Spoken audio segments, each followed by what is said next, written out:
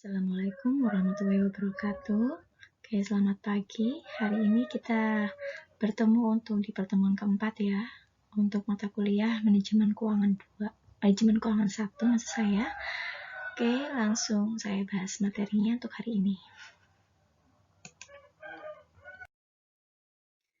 Oke, kita hari ini bahas bab 3, yaitu tentang modal dalam perusahaan.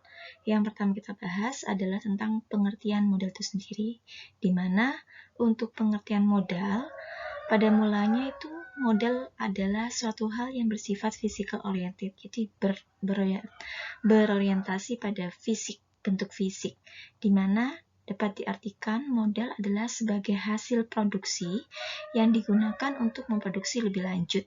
Jadi awalnya modal itu didefinisikan sebagai hasil produksi yang sifatnya lebih berorientasi pada bentuk fisik. Namun saat ini pengertiannya itu melalui perkembangan, jadi tidak hanya physical oriented tapi juga non-physical. Jadi tidak hanya hasil produksi, juga bisa dikatakan modal adalah suatu nilai, daya beli, atau kekuasaan memakai yang terkandung dalam barang-barang modal. Jadi modal di sini tidak hanya sebatas barang-barang produksi, tapi juga bentuk-bentuk non-fisik lainnya. Dan di sini ada beberapa definisi tentang modal. Ada, kalau nggak salah, ada 5 atau 6 definisi menurut beberapa ahli tentang apa sih itu modal. Yang pertama, mendefinisikan modal adalah sebagai uang. Jadi uang itu dikatakan sebagai modal. Yang kedua, modal itu tidak hanya uang, tapi juga dalam bentuk barang, misalkan mesin dan barang dagang. Kemudian yang ketiga di sini definisinya lebih luas lagi, yaitu modal itu dikatakan sebagai modal abstrak dan modal konkret, yaitu capital dan capital goods. Jadi modal itu dibagi menjadi 2, abstrak dan konkret. Kalau yang abstrak berupa capital, kemudian yang konkret adalah capital goods.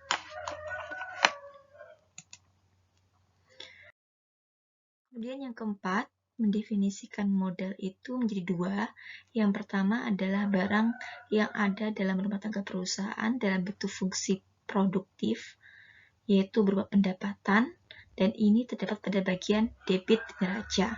Kemudian ada juga kekayaan dalam bentuk daya beli, dalam neraca itu masuk dalam kredit. Jadi untuk Prof. Mitch mendefinisikan modal menjadi 2 hal. Yang pertama, yang terletak pada sisi debit neraca berupa pendapatan, kemudian yang kedua di bagian kredit berupa kekayaan, yaitu dalam bentuk daya beli. Kemudian yang kelima, Prof. Pollack mendefinisikan modal menjadi 2 bagian, yaitu berupa kekuasaan untuk menggunakan barang modal yang terletak pada kredit dan barang yang terdapat dalam perusahaan yang belum digunakan masuk dalam sisi debit neraca. Jadi juga di bagian kredit dan debit. Bedanya apa? Kalau menurut Prof. Pollack, untuk di bagian kredit itu berupa barang-barang kekuasaan untuk menggunakan barang modal.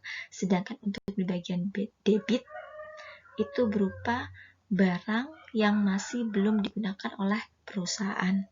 Kemudian yang keenam, Prof. Becker mendefinisikan modal itu juga menjadi 2 bagian, kedua macam, yaitu barang konkret yang terletak pada debit dan daya beli atau nilai tukar yang terletak pada kredit neraca. Jadi dibagi menjadi 2 bagian. Jadi untuk yang definisi nomor 3, 4, 5, 6, intinya modal itu dibagi menjadi 2 bagian, di sisi debit neraca dan kredit neraca perusahaan. Apabila kita melihat neraca perusahaan, terdapat ada 2 sisi, yaitu di debit dan kredit. Untuk di bagian debit itu disebut sebagai modal konkret atau modal aktif, sedangkan di bagian kredit itu adalah modal abstrak atau sering disebut sebagai modal pasif. Jadi di debit modal aktif atau konkret, sedangkan di kredit adalah modal abstrak atau modal pasif, di mana keduanya itu memiliki sifat yang berbeda. Elemen untuk modal aktif itu akan selalu berubah, jadi sifatnya itu dinamis, dan untuk modal pasif jangka waktu tertentu sifatnya permanen. Jadi bedanya apa? Untuk yang di bagian debit, yaitu modal aktif atau konkret, itu sifatnya dinamis, mudah berubah. Sedangkan untuk yang di bagian kredit, yaitu modal pasif atau modal abstrak, itu sifatnya lebih permanen.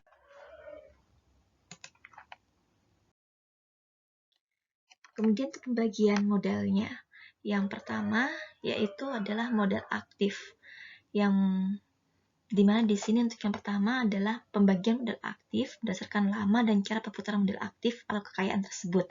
Dimana dibagi dua, itu modal aktiva lancar dan aktiva tetap. Bedanya apa? Untuk aktiva lancar adalah aktiva yang habis dalam satu kali perputaran proses produksi, dan proses perputarannya itu dalam jangka pendek, kurang dari setahun, dan aktiva yang dapat diuangkan dalam jangka waktu yang pendek. Intinya seperti itu.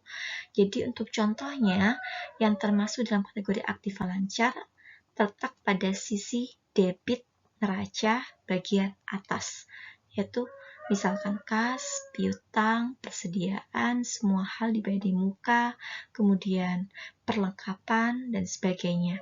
Sedangkan untuk yang aktif tetap itu kebalikannya, yaitu aktiva yang tahan lama, yang tidak atau yang secara berangsur-angsur habis turut serta dalam proses produksi. Jadi dari definisi ini, aktiva tetap itu ada dua. Yang pertama, yang tidak akan habis. Yang kedua, yang berangsur-angsur habis. Jadi untuk yang pertama, yang tidak akan habis, kenapa tidak akan habis? Karena tidak mengalami penyusutan atau depresiasi. Jadi nilainya tetap seperti itu. Contohnya adalah tanah. Sedangkan untuk yang kedua, yang berangsur-angsur habis mengikuti proses produksi, berangsur habis karena mengalami proses penyusutan tiap tahun. Contohnya apa? Seluruh aktiva tetap kecuali tanah. Misalkan bangunan, mesin, kendaraan, kemudian peralatan, itu masuk dalam kategori aktiva tetap yang berangsur-angsur habis. Sedangkan yang tidak akan habis, contohnya adalah tanah. Yang kedua, penggolongan aktiva modal aktif berdasarkan fungsi bekerjanya aktiva dalam perusahaan, dibagi menjadi dua, modal kerja dan modal tetap. Bedanya apa? Untuk modal kerja sifatnya lebih fleksibel, dapat mudah diperbesar atau diperkecil sesuai dengan kebutuhan perusahaan. Sedangkan untuk modal tetap, sekali dibeli tidak mudah untuk dikurangi. Jadi yang pertama, untuk modal kerja sifatnya lebih fleksibel, dinamis, mudah berubah. Sedangkan untuk yang modal tetap, jumlahnya itu konstan dalam jangka waktu yang panjang. Yang kedua, susunannya. Susunan untuk modal kerja relatif lebih variabel, jadi lebih beragam. Jumlahnya itu mudah berubah sesuai dengan kebutuhan perusahaan. Sedangkan untuk susunan modal tetap, itu sifatnya permanen, tidak akan mudah berubah, susunannya itu tetap dalam jangka waktu yang panjang. Sedangkan untuk perbedaan ketiga, modal kerja mengalami proses perputaran dalam jangka pendek. Jadi jangka waktunya untuk modal kerja jangka pendek, modal tetap jangka panjang. Dan di sini untuk menentukan apakah suatu aktiva masuk dalam kategori aktiva lancar atau modal tetap, itu dilihat dari fungsi aktiva dalam perusahaan. Jadi kita bisa mengkategorikan aktiva itu masuk dalam kategori modal kerja atau modal tetap, itu dilihat dari fungsinya. Seperti apa fungsi aktiva tersebut dalam perusahaan. Misalkan, saya ambil contoh fungsi truk.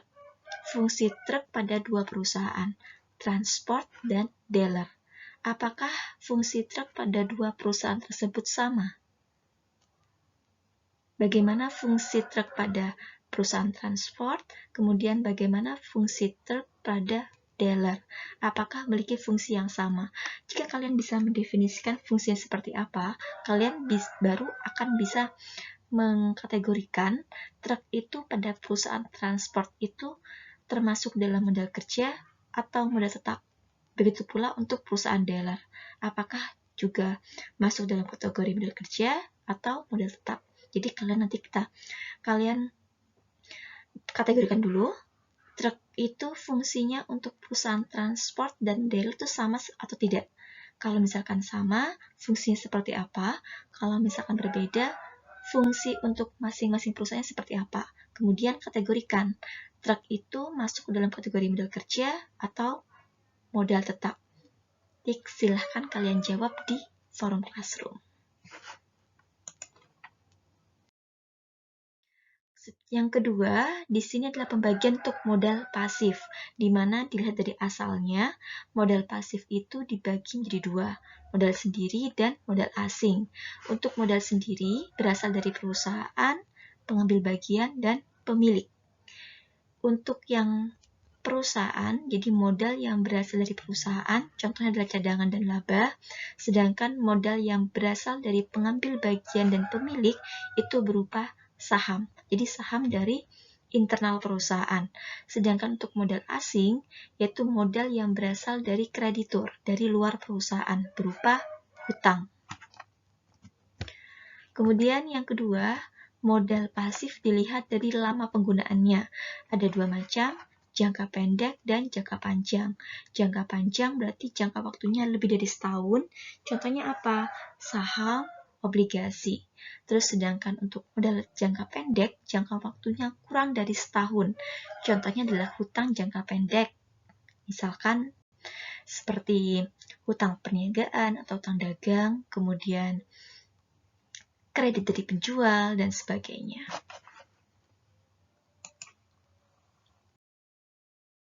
Kemudian yang ketiga, pembagian modal pasif dilihat dari likuiditas, solvabilitas, dan rentabilitas. Bedanya apa? Untuk yang pertama, untuk likuiditas, definisinya adalah kemampuan perusahaan untuk memenuhi kewajiban jangka pendek. Kalau solvabilitas, memenuhi kewajiban jangka panjang, sedangkan rentabilitas, kemampuan perusahaan untuk bisa menghasilkan keuntungan. Jadi untuk yang pertama, jika dilihat dari syarat likuiditas, modal pasif dibagi menjadi dua, jangka panjang dan jangka pendek. Untuk jangka panjang, yaitu adalah modal yang tertentu waktunya, jadi ada jangka waktu temponya. Contohnya adalah obligasi, hipotek, di mana modal ini tertanam di dalam perusahaan dalam waktu yang lama sampai hari jatuh temponya. Jadi ada batas waktunya. Sedangkan untuk yang kedua, yang tidak tertentu waktunya, jadi tidak ada batasnya. Jadi akan terus tertanam dalam perusahaan selama perusahaan itu masih beroperasi. Contohnya adalah saham. Sedangkan untuk yang jangka pendek, itu ada juga dua, yang tertentu dan tidak tertentu waktunya. Untuk yang tidak tertentu waktunya adalah rekening koran, sedangkan untuk yang tertentu waktunya, yang ada batas waktunya, adalah wesel dan kredit dari penjual. Sedangkan untuk yang kedua, kredit solvabilitas, syarat solvabilitas, kemampuan untuk memenuhi kewajiban jangka panjang. Modal pasif dibagi menjadi dua, sendiri dan asing. Kalau sendiri berarti berasal dari perusahaan atau orang-orang yang berasal dari dalam perusahaan. Kalau yang modal asing berarti modal yang berasal dari luar perusahaan. Yang ketiga, syarat rentabilitas, kemampuan perusahaan untuk bisa menghasilkan keuntungan. Modal pasif di sini dibagi menjadi dua, yaitu modal dengan penghasilan tetap dan penghasilan tidak tetap. Bedanya apa? Modal untuk penghasilan tetap, di sini contohnya adalah modal obligasi. Obligasi itu adalah surat hutang, jadi berupa pinjaman atau hutang, di mana untuk penghasilan yang diterima oleh kreditur sebagai pihak yang sudah memberikan pinjaman, nantinya dia akan memperoleh keuntungan dalam bentuk bunga. Bunga itu nantinya akan diperoleh dalam jumlah yang konstan, sesuai dengan kesepakatan pada awal perjanjian. Jadi, karena bunga yang diperoleh jumlahnya tetap tiap tahun, maka masuk dalam kategori modal dengan penghasilan tetap. Sedangkan untuk yang penghasilan tidak tetap, contohnya adalah saham, di mana keuntungan bagi pemegang saham itu adalah dividen. Dividen itu diambil dari keuntungan perusahaan, dan proporsi atau persentase dividen itu jumlahnya berubah disesuaikan dengan jumlah keuntungan yang diperoleh perusahaan tiap tahun. Jadi, karena jumlah dividen yang diterima tiap tahun berubah atau dinamis, maka disebut sebagai modal dengan penghasilan tidak tetap.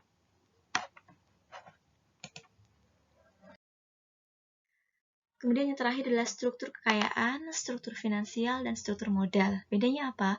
Untuk struktur kekayaan adalah perbandingan baik dalam arti absolut ataupun relatif antara aktiva lancar dan aktif tetap.